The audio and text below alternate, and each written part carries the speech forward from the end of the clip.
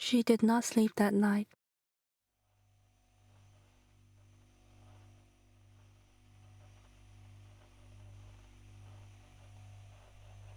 And by the time first light defined it, the rectangle of the window, she had perfected her plan. She tried to make that day, which seemed interminable to her, be like every other.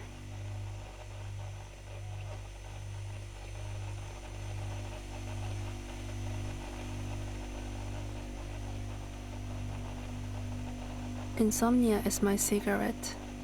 I am addicted to it, and it is slowly killing me.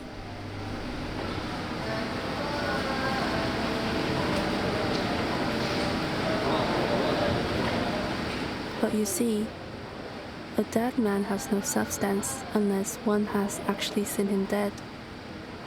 100 million corpses broadcast through history are no more than a puff of smoke in the imagination. Oftentimes, I get caught up with negligible yet beautifully written lines in stories. After a while, the words declare independence from the original meaning and become a part of me. Perhaps what haunts a person foretells who she is. I see the words as my precursors. As I collect them little by little, I let the fiction become my reality.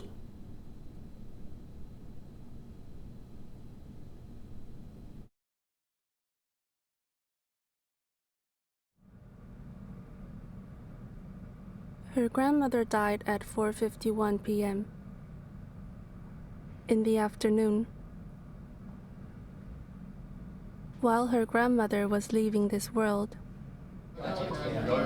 6,078 miles away, she was entering it 8 hours earlier in the morning. She was beginning a new day while her grandmother was ending her last day.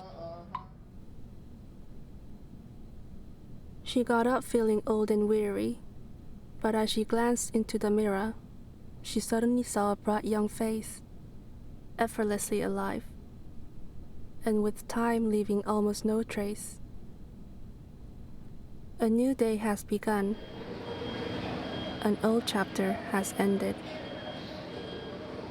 Sometimes a chapter ends on its own, while other times one has to mark her own chapters. Sometimes when time moves slow and nothing seems to change, she cuts her hair to mark out the chapters, so that she knows this happened when she had long hair, while that happened when she had short hair. Time then becomes easily traceable. Her hair. Ada's hair is the only statement displayed on her own body that she cares to admit. Once she had long dark hair. She walked by a random salon and let them cut it short like a boy, easily. And now her hair is growing long again, but she is not growing back into who she was. She looks into the mirror and thinks she looks the same, but she doesn't look the same. Her expression has aged.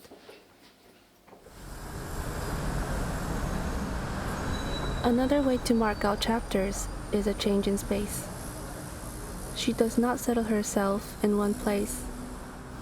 Every once in a while, she moves, so that she knows this happened in house A, while that happened in house B. Time then becomes easily traceable.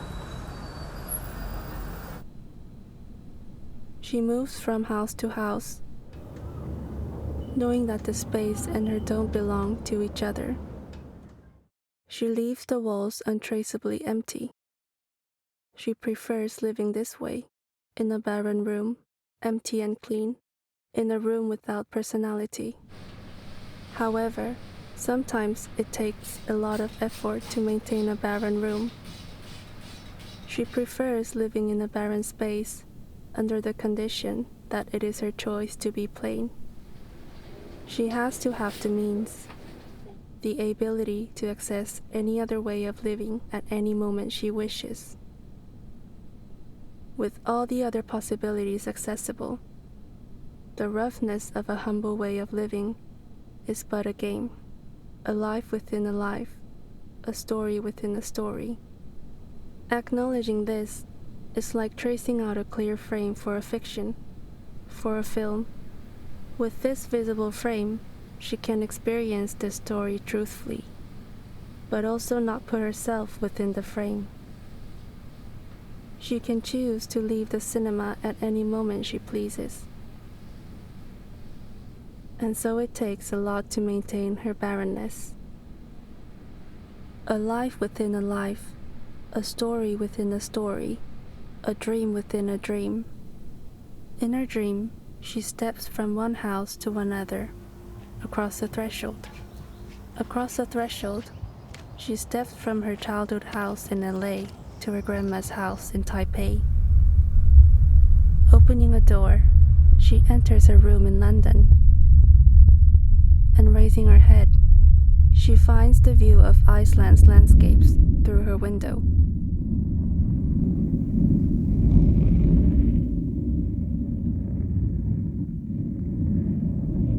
The shifting of space in dreams is hardly explainable, but what she finds even more difficult to understand is the shifting of persons in dreams. Oftentimes, a character in her dream is played by multiple persons from her reality. The interesting thing is, the shifting of persons is never noticeable until she wakes up. This makes her wonder if some things in this world, even apparently different, are in fact essentially the same to her. It is easy to tell apart one place from another. It is easy to tell apart one person from another. But it is not easy to tell apart which space and which person has influenced and formed which specific part of you. In the world of dreams, people and spaces are stripped to their essence and connected by subconsciousness. In the world of reality, the connections are hidden by rationale. And in the world of fiction, one finds ways to connect them once again, stripping them back to their essence. So what is the essence of Ada? When we meet a person face to face, the first thing that is apparent to us is the appearance. Ada has her nose because her mother has the same nose, so did her mother's father. Ada recalls a few months ago when she visited her grandma in the hospital. Her grandma told the nurse firmly that this was her daughter. In the eyes of a dying old grandma, for a brief moment, her granddaughter and her daughter were essentially the same. Just like in dreams, when two persons occupy the same character. Ada and her mother share the same body in the eyes of a dying old grandmother.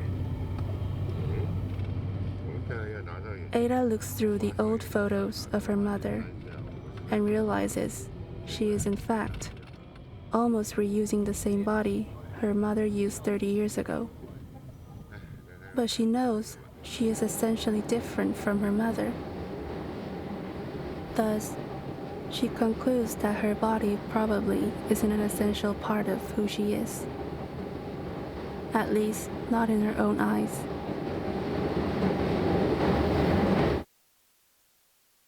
Most people build as they live, as a matter of routine and senseless accident. But if you understand that building is a great symbol. We live in our minds, and existence is the attempt to bring that life into physical reality. To state it in gesture and form, for the man who understands this, a house he owns is a statement of his life. If he doesn't build when he has the means, it's because his life has not been what he wanted. Ada maintains plain and barren for both her appearance and her space. She prefers her statement to appear as empty paper, yet to be written, or perhaps the kind of book cover which does not give away its content.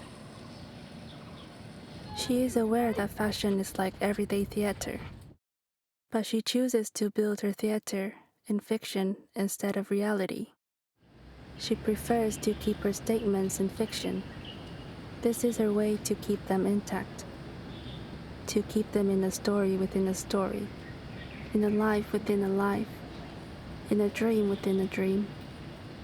Dreams that are protected and hidden behind layers of frames. If Ada's appearance and living space do not show who she essentially is, what is left inside of her? Her memory of yesterday? Her expectation for tomorrow? Her dreams and imaginations? Her longings? Experiences? Preferences?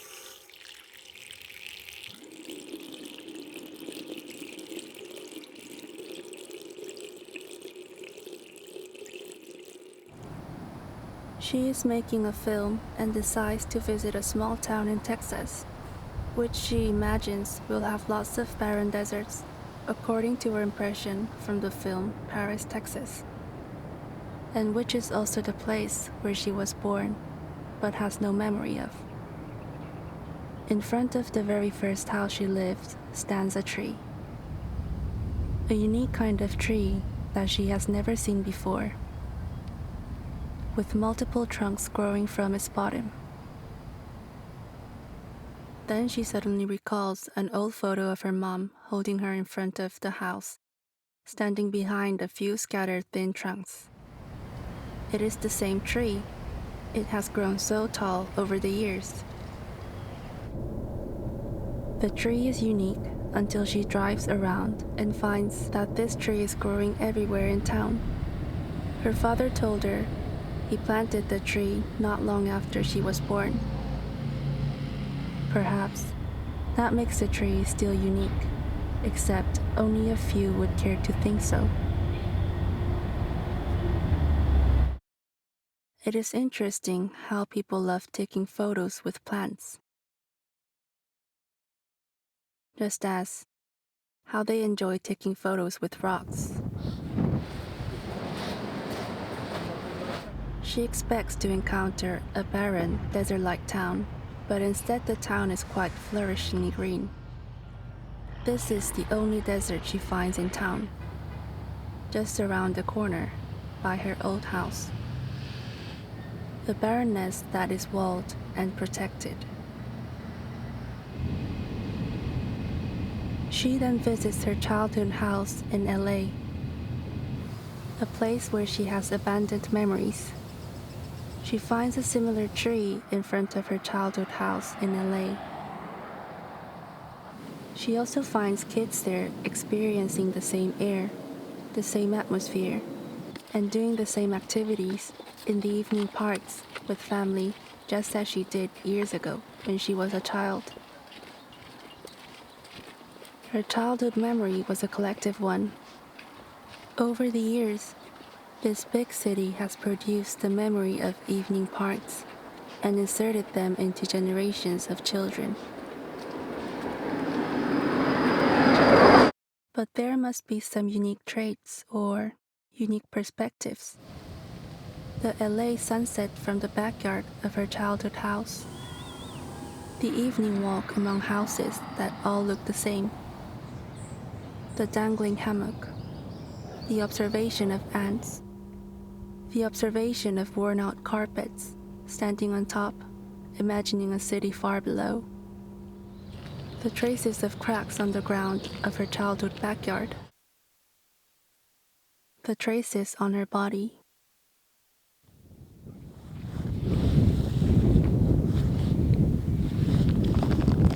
The traces left on her body. The traces she leaves in this world. The different blanket shapes she wakes up to every morning. The barren mountains in Iceland. The sense of freedom, of solitude in her room in London. The sense of belonging in Grandma's house in Taipei. The door lining that frames a familiar scene. The balcony to a familiar view. The dark back alleys. The dark back alleys in Taipei. They are like backstages, where all the preparation work happens. The humble support for the front stages, the secret to how things go on functioning. Back balconies, hanging laundry, dishworks, pipes, wires, the backs of air conditioners. She had the habit of noticing things that are left unnoticed. She stares into the silent dark back alley, watching the world happen at the far end. Sometimes imagining if she could just walk through the alley and arrive in a different reality. The escaping moments in life are brief deviations from a linear reality. They often exist in the most familiar places, places that one takes for granted. If you stare into someone's eyes long enough, you might see a stranger inside a person dear to you, or a dear person inside a stranger. She found a piece of her grandmother's writing about her escape from mainland China to Taiwan during the Chinese Civil War. She left her hometown with her school, escaping all the way from the north to the south, crossing the strait, and in the end, arriving in Taiwan. During the escape, they stopped by a supply depot near the famously beautiful West Lake and abruptly decided to pay a visit. Her grandma was 23 years old, around the same age as Ada now. She wrote about how beautiful the lake was and how, for a brief moment, she had forgotten the stress, the hardship, and the fear. She had forgotten her escape. The West Lake visit was an escape within an escape, a sweet dream within a nightmare. The writing was left unfinished, but we know her escape from home was permanent, because she never returned to mainland China or saw her family from her hometown again.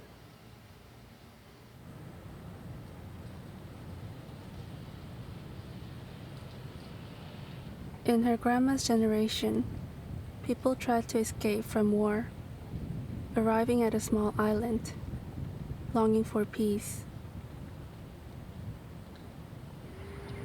In her mother's generation, the youth desired to see the world beyond the small island. They had peace growing up. They longed for prosperity. So her mother escaped from the life of only living on a small island and arrived in the States, following the tide of the American dream. In Ada's generation, where living is peaceful and globalization is thriving, having the experience to live abroad is no longer the common dream. What do the youth long for?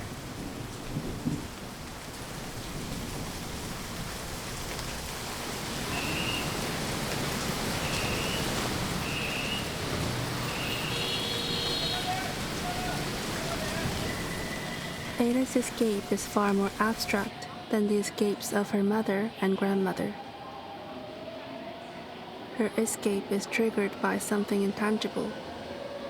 The peace, the prosperity, the traveling and exploring in her life all become weightless in repetition when she can't grasp the greater meaning behind them. She longs for philosophical answers, for solid truth. Ada's escape is not a physical one, nor is it one that can be planned with a concrete goal. She is drawn to this uncertainty in her generation, yet this experience, just like her memories which she thought were unique to her, is all but a part of a larger tide, inherited from the past which she can find traces of. Just like her body, inherited, her appearance, her preferences, her dreams and imaginations are all complex combinations of ideas that belong to greater tides. Ada is a collision of multiple collective ideas, ideas that are perpetually picked up and dropped off. There is no whole self. A man matters. His experiences matter, but in a city where experiences come by the thousands, we can no longer relate them to ourselves. And this is, of course, the beginning of life's notorious turning into abstraction.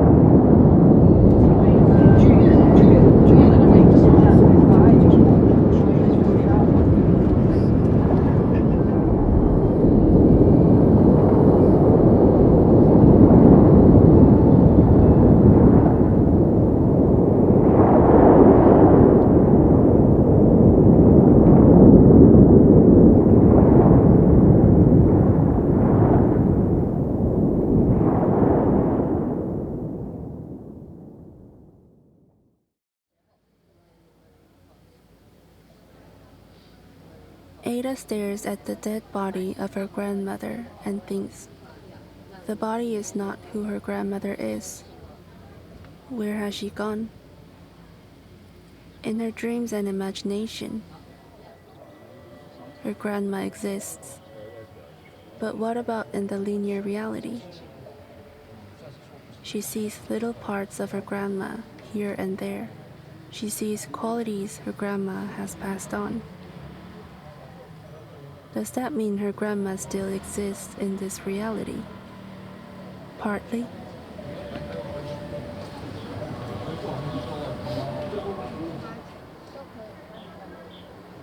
That is when she realizes, perhaps, only the accumulation of all qualities together qualifies one's existence. But if a person's qualities are constantly picked up and dropped off, how does one know she exists? If a person is always becoming, how can she be?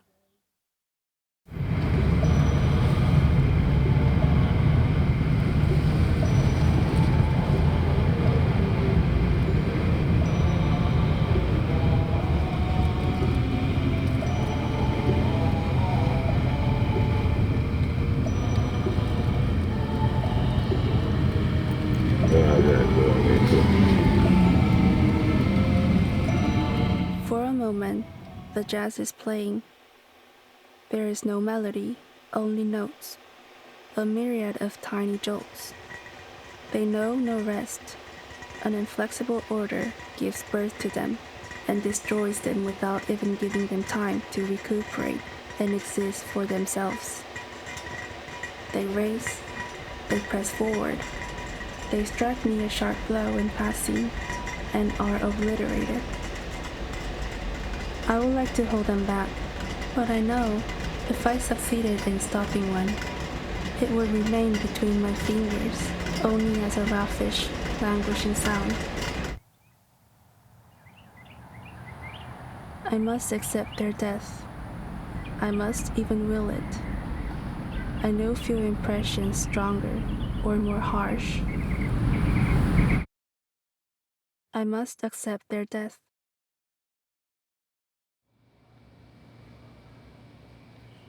They say to plant a garden is to believe in tomorrow. To write, to paint, to make a film carry the same meaning to me. I must write, I must paint, I must make films. I must have the attempt to take control of how I am to be scattered.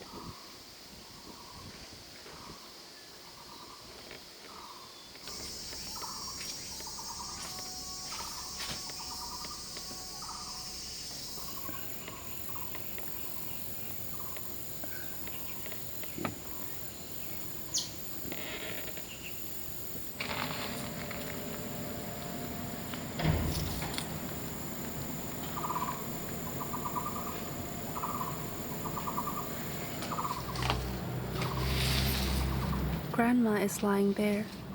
She is dead. Mom is lying here. She is alive, because when the morning comes, she will be rising up again. Yet this is the watch by night. Let us all accept new strength and real tenderness. And at dawn, armed with glowing patience, we will enter the cities of glory.